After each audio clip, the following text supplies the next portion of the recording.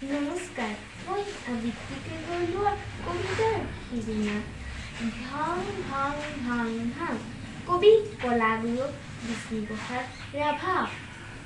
ভাং ভাং ভাং ভাং লোহাৰ শিকলি ভাং চিং চিং চিং চিং দাসৰ বান্ধোন চিং খোল খোল খোল খোল কাৰাৰ ফাটক খোল ভাং ভাং দুৱাৰৰ দাং শুন শুনোৱা শুন শুন ঘেৰিছে ৰং দিশান মুক্ত আকাশেৰে দীপ্ত ৰঙা নিশান ৰক্তেৰে ৰঞ্জিত সুৰু উদীয়মান সোণ মুকৰ্দী তৰুজৰ আহ্বান হালোৱা সজোৱা হেৰো মজদুৰ কিষাণ মুক্তিমান মুক্তিমান মুক্তিমান। ধন্যবাদ।